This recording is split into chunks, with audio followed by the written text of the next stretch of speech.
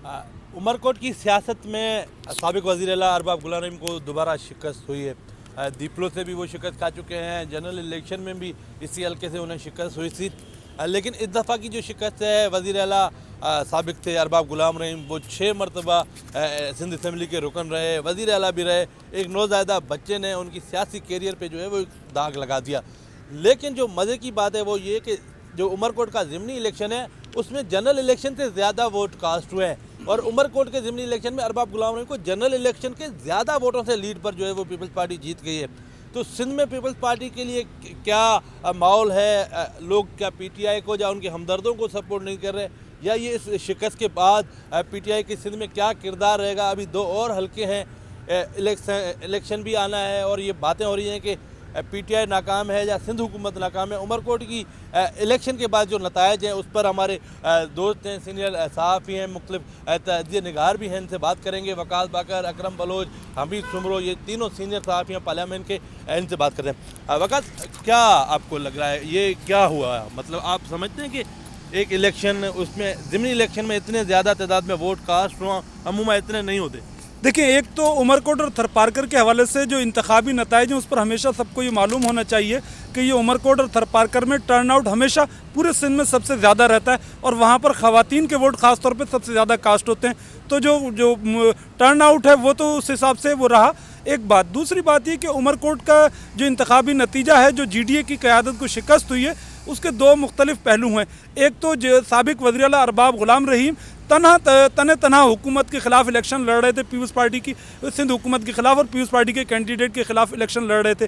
GDA के सरबरा पीर पगारा से लेकर जीडीए के सेक्रेटरी जनरल अयाज लतीफ़ पलीजो, जीडीए सिंध के सदर पीर सदरुद्दीन शाह राशिदी यूनुस साईं, हत्ता कि जो शाह महमूद कुरैशी, जिनका वहाँ पर रूहानी हल्का असर भी है, ख़ुद पीटीआई की मकामी क़यादत जो कि हल्का इंतखाब में जा सकते थे, उनमें से किसी ने भी शिरकत नहीं की। यहाँ तक कि पीर पगारा हुर्रों के रूहानी पेशवा हैं, जीडीए के सरबराह हैं, उन्होंने इस ज़िमन में उस उमरकोट के हल्के में अपने जो मुरीदेन थे या पार्टी के सपोर्टर हो सकते थे, उनको ये तक जो बयान भी जारी नहीं किया कि अरबाब गुलाम रहीम को वोट दें। साबिक वज़ीर आला मुज़फ़्फ़र हुसैन शाह जो सेनेटर हैं, जीडीए के रहनुमा भी हैं, उनका ताल्लुक़ उमरकोट से है, वहाँ पर उन लोगों ने कोई वो नहीं किया। मेरे पास कुछ इत्तलात ऐसी भी हैं कि जीडीए के एक रहनुमा ने, जो कि कौमी असम्बली के साबिक रुकन भी रह चुके हैं, वफाकी काबीना में भी रह चुके हैं, उन्होंने ये मामलात पहले ही तय कर लिए थे और उनका ये तय था कि जनाब जीडीए के जो उम्मीदवार हैं अरबाब गुलाम रहीम को हरवाना है।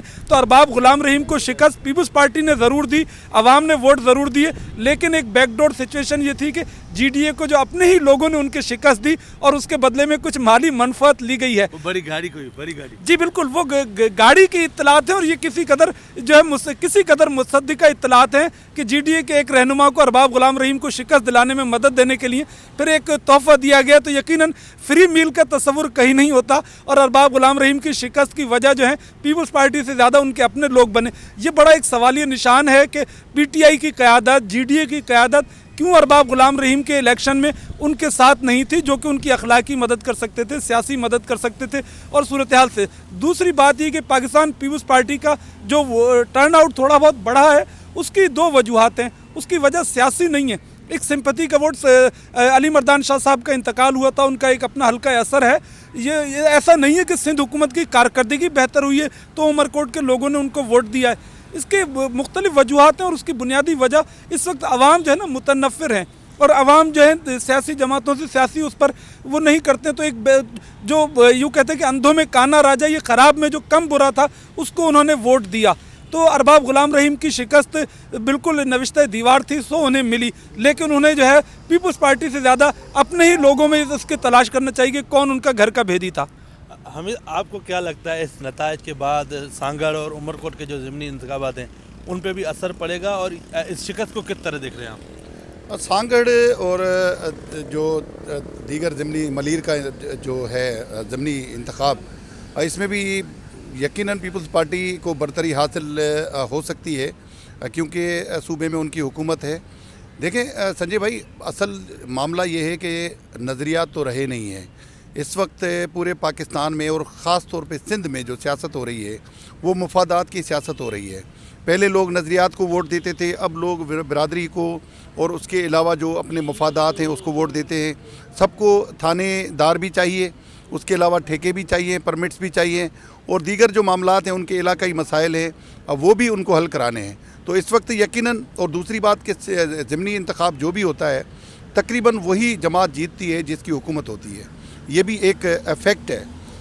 रही बात उमरकोट की, तो मैं एक बात कहूँगा कि सियासत जो है वो मुस्तकिल मिजाजी का नाम है। अरबाब गुलाम रहीम साहब की ये कोताही कहेंगे या उनकी सियासी गलती कहेंगे कि वो मुस्तकिल मिजाज अब नहीं रहे, वो एकदम से गायब हो जाते हैं, साल डेढ़ साल गायब हो जाते हैं।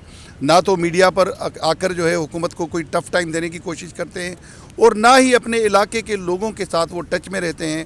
तो लोग उनको वोट क्यों देंगे? एक तो ये वजह भी है। दूसरी वजह यह भी थी कि उमरकोट उनकी बरादरी के लोग तो थे, नोडियो और दीगर जो बरादरियाँ जिनसे ताल्लुक़ है अरबाब गुलाम रहीम का, अब वो तो वहाँ पर थे।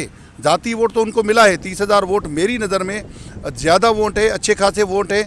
उस सूरत में जब खुलेआम सरेआम ना पीर साहब पगारों की उनको हिमायत हासिल हो, ना जो है वो अयाज लतीफ़ अली जो उनके लिए किसी जलसे में आया हो, और ना ही दीगर जो जमातें हैं अब वो उनके साथ खड़ी हों, तो ये अरबाब गुलाम रहीम की कामयाबी है कि 30,000 वोट उनको मिले। और मेरे हिसाब से बाकी रही बात उमरकोट की जीत की, तो यकीनन क्योंकि जो सैयद अली मर्दान शाह थे वो कई सालों से, कई दहाइयों से वहाँ पर आवाम से टच में थे, वहाँ पे हुक्मरानी कर रहे थे, तो उनके ख़ानदान का असर भी था। और उनकी वफ़ात के बाद लोग जो है वो ये समझ रहे थे कि उनके बेटे का उनकी निशत पर ज़्यादा हक़ है।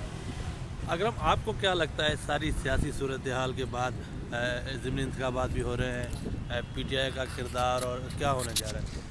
देखें, उमरकोट की नशस्त से साबिक़ वज़ीर आला सिंध अरबाब ग़ुलाम रहीम की शिकस्त इस बात की गमाज़ी है कि इन हलकों में जो कभी पाकिस्तान पीपल्स पार्टी बहुत मुश्किल से जीतती रही है, पीपल्स पार्टी के कदम जो है ना बहुत मजबूती से जो है ना वो जम रहे हैं।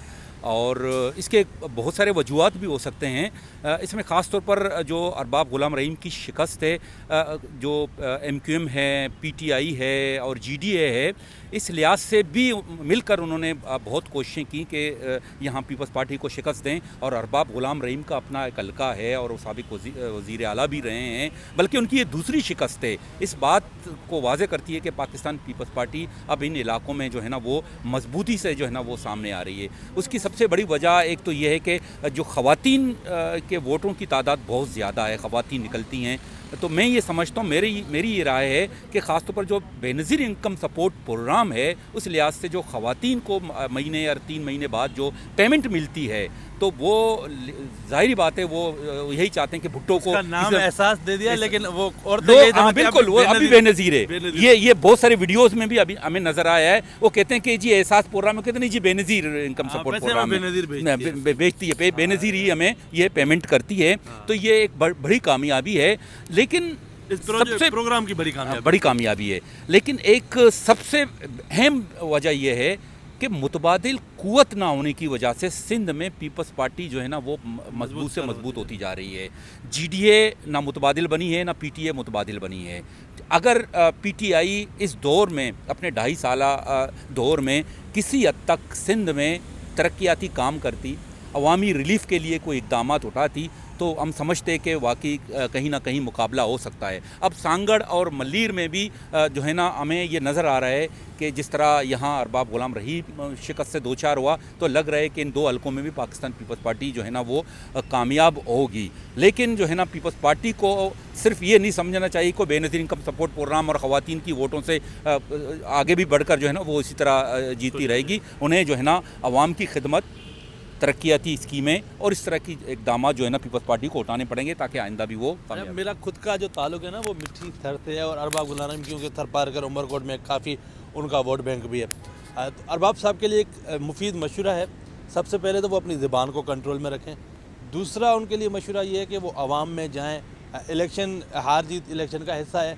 अब अरबाब ने उमरकोट का इलेक्शन हारा है ना, तो फिर 5 साल के बाद वो उमरकोट जाएंगे। किसी लोगों के खुशी में, गम में वो शरीक नहीं होते।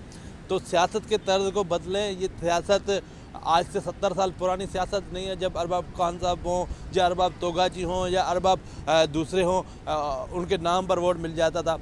अब सियासत के कुछ दाविये भी बदले हैं, लोग क्योंकि सोशल मीडिया की वजह से काफ़ी ट्रेंड भी हुए हैं, वो चाहते हैं हम जिसको वोट करें वो कम से कम हारे या जीते, हमारी खुशियों में गमों में शामिल हो। और जाते जाते सिर्फ एक चीज़ पर जो है वो हम अपना इज़हार दुख भी कर रहे हैं कि गुज़िस्ता रोज़ जो सरदार शाह ने अपनी तकरीर की उसमें उन्होंने कहा कि मैं जूते मारूंगा, मैं फला कुछ पता नहीं कितने जज्बाती हो गए शाहज़ाब।